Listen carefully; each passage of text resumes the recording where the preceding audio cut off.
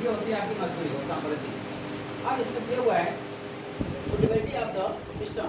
ये जो हम लोग टाइम रेट यूज करेंगे, ये टाइम बेस मेथड जो है ये कहाँ पर सुटेबल है? क्या हर जगह इसको अपनाया जा सकता है? हर इंडस्ट्री में, हर मतलब कि कॉर्पोरेट सेक्टर में इसको अपनाया जा सकता है? उसके हिसाब से बता रहे कि कहाँ पर ये जो मेथड है सुटेबल होगा।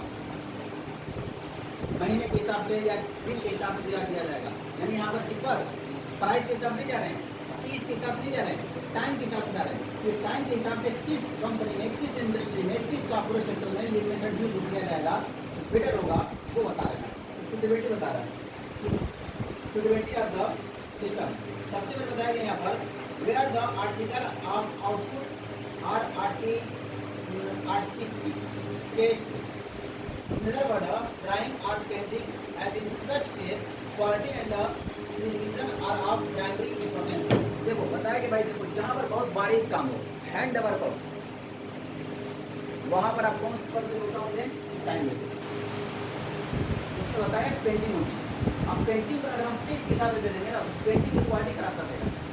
इस तरीके से वहाँ पर टाइम बेसिस महीने के हिसाब से 15,000, 20,000, 25,000, 50,000, 1 लाख सैलरी मिलेगी। काम बेहतर होना चाहिए, क्वालिटी बढ़िया होनी चाहिए।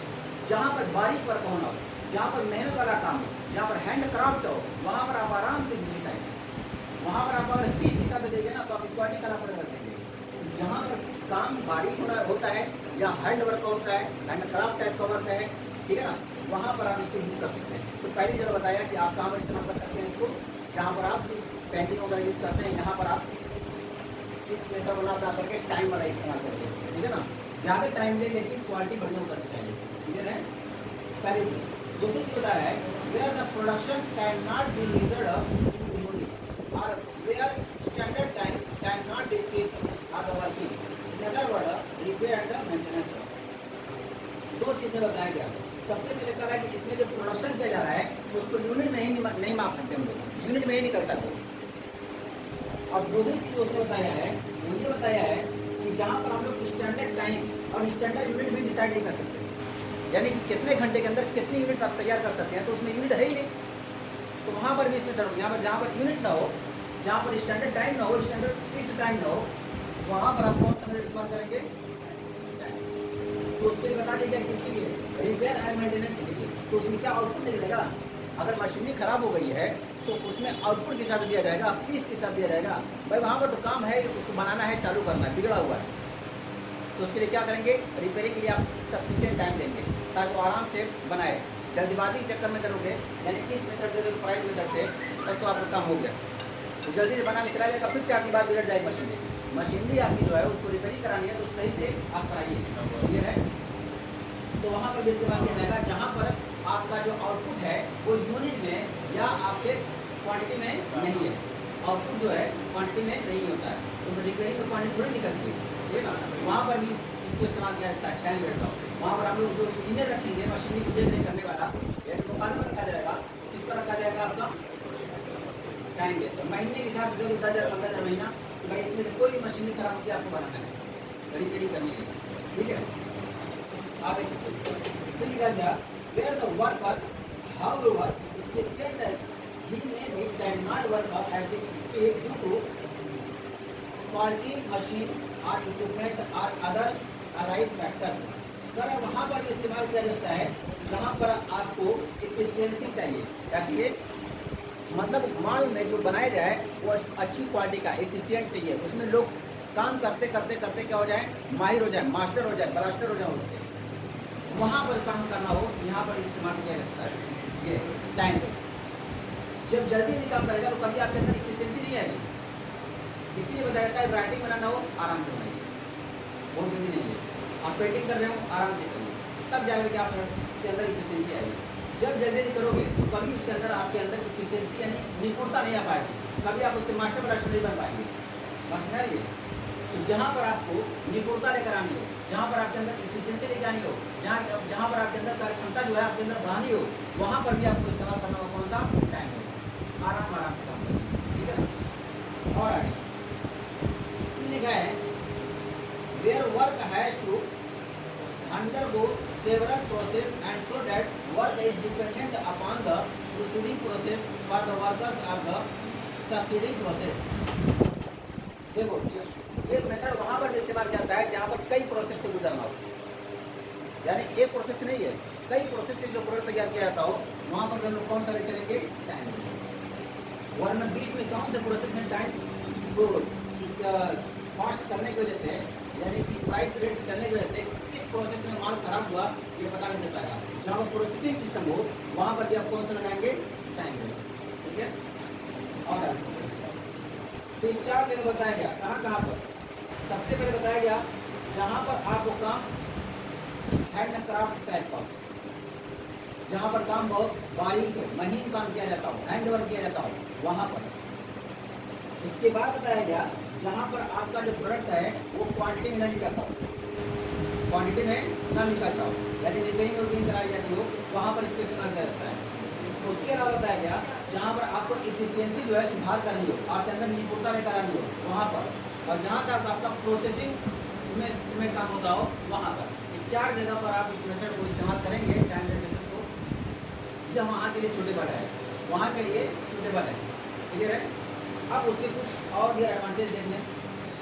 अब दे रहे हैं यहाँ पर एडवांटेज कि अगर हम इस टाइम रेट को इस्तेमाल करते हैं, इस मेथड को यूज़ करते हैं, तो क्या आपको बेनिफिट मिलने वाला है, इससे आपको क्या लाभ होगा, क्या फ़ायदा होगा, तो उसको दिखाते हैं। सबसे पहले बताया गया it is one of the oldest system of the wages payment and has proved the test of the time due to simplicity in making calculation and recording wages. करेंगे देखो, ये जो टाइम रेट यानी मंथली के हिसाब से या per day के हिसाब से जो मजदूरी दी जाती है, ये सबसे पुराना सिस्टम है। बहुत पहले से यही दिया जा रहा है, महीने के हिसाब दिया जाता होगा, ये तो पर मंथ के हिसाब से, पर वीक के हिसाब से, 15 डेज के हिसाब से दिया जाता है। ये सबसे पुराना मेथड है और उसको लिखने में, पढ़ने में, कैलकुलेशन करने में आसानी है। भाई जितने दिन आओगे उतने दिन तक आपको सैलरी मिलेगी। महीने में अगर आप 20 दिन आते हो तो 20 दिन मिलेगी, 10 दिन आओगे 10 दिन मिलेगी। तो कैलकुलेशन करने में, उसको रिकॉर्ड करने में मतलब बहुत ही सिंपल है। ये सबसे पुराना सिस्टम है और उसको रिकॉर्ड करने में सरल है, आसान है। क्लियर है, ये पहला एडवांटेज है। दूसरा एडवांटेज बता रहे हैं workers are assured of steady income of the wages.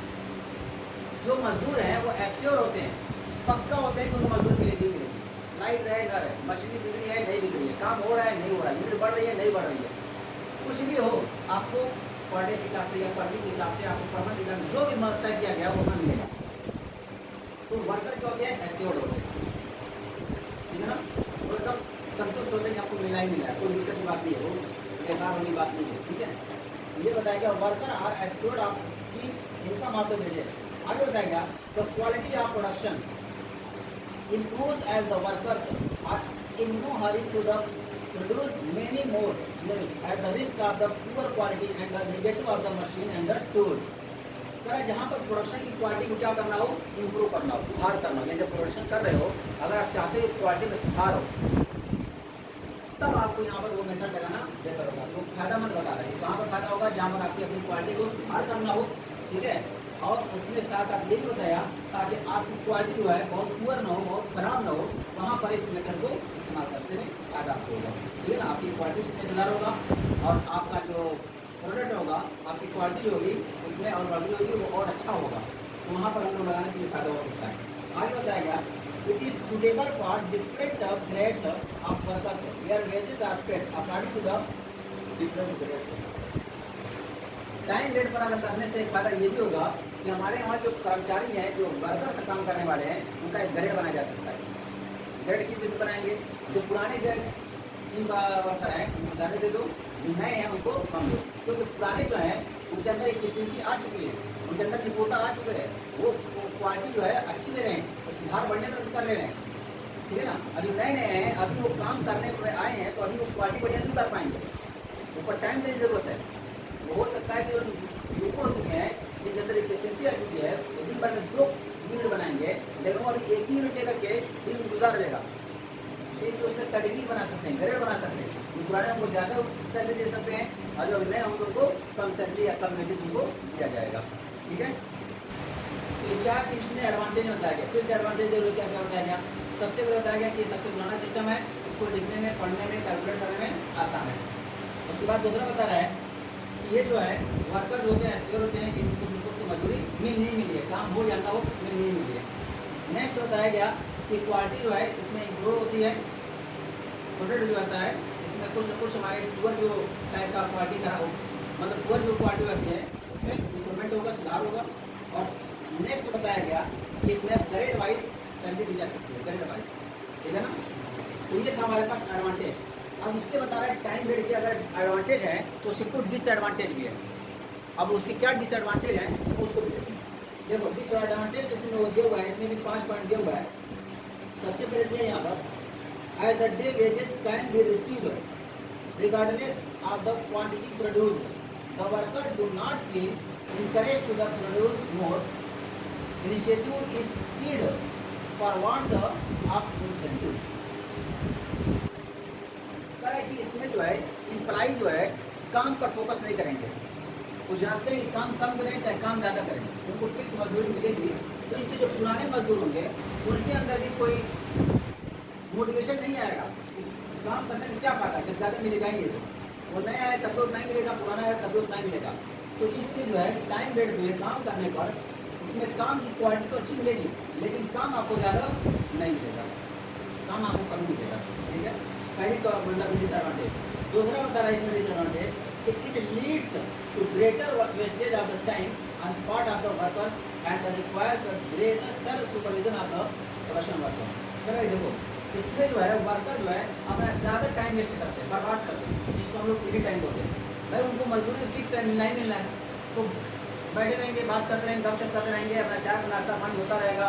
मतलब टाइम जो हम लोग उसमें लगा सकते थे, अगर उनको 30 मिनट किताब में दिया जाता ना, जानते लोग क्या करते हैं, भाई ये गपशप नहीं करते, काम पर काम करते हैं ताकि हमारी जितनी क्वांटिटी होती है उतनी ज़्यादा पैसा मिलेगा। लेकिन फिक्स है तो आराम से बनाते रहेंगे, बातचीत करते रहेंगे, सब कुछ होता रहेगा, क्वांटिटी ज़्यादा हो कम हो इससे कोई फर्क पड़ने वाला नहीं, उनको मजदूरी मिलेगी। इसमें आपका कास्ट बढ़ जाएगी सुपरविजन कास्ट, और इस बार कास्ट और सुपरविजन कास्ट आपको एक अलग से सुपरवाइजर बनाना पड़ेगा, एक अलग से सुपरवाइजर बनना पड़ेगा। सुपरवाइजर जो है वो देखेगा कौन फालतू में बैठा हुआ है, कौन गपशप कर रहा है, तो इसके लिए आपको एक कास्ट बढ़ जाएगा। तो इसमें सबसे बड़ी बात है कि इसमें एम्प्लॉइयों को कोई मोटिवेशन नहीं मिलता है। और दूसरी बात इसमें एक तरह से कास्ट बढ़ जाएगी, जिसको हम क्या होते हैं सुपरविजन कास्ट बढ़ जाएगी, सुपरवाइजर बनाना पड़ेगा ताकि वो देख रेख करता है, ठीक है। और आगे ये बताएगा as the efficient and the less efficient worker in the same grade are paid equally, the worker's efficiency is discounted, the efficient does not try to improve while the efficient worker lean toward minutes virtue। बता रहे हैं देखो जो पुराने पढ़ाई है जो नई पढ़ाई है, दोनों मजदूरी अगर सेम दी जा रही है कोई मोटिवेशन नहीं होगा, ये ज़्यादा यूनिट नहीं बनाएंगे और ये सीखना नहीं चाहेंगे, अपने अंदर एफिशिएंसी नहीं लेके आ पाएंगे। क्या क्या जब उतना ही पर मिल जा रहा है महीना में 5,000 10,000 रुपया, क्या जरूरत है उसमें सुधार करने की, इंप्रूवमेंट करने की। वैसे ही पूरा क्वालिटी का माल जो है तैयार करते रहेंगे, मतलब कोई भी मोटिवेशन नहीं है। तो एक चीज़ यह भी आपकी निकल जाती है डिसएडवांटेज में। तो नेक्स्ट बताया गया worker getting wages without sufficient output to their credit, find enough time to the plant trade union activities strike etcetera. करेंगे जो है वर्कर क्या करते हैं कि बिना मतलब कि सफिशिएंट क्वांटिटी लिए हुए उससे ज़्यादा क्या पाते हैं वेजेस पा जाते हैं, मतलब जो काम कम करके भी उनकी मजदूरी क्या हो जाती है ज़्यादा हो जाती है।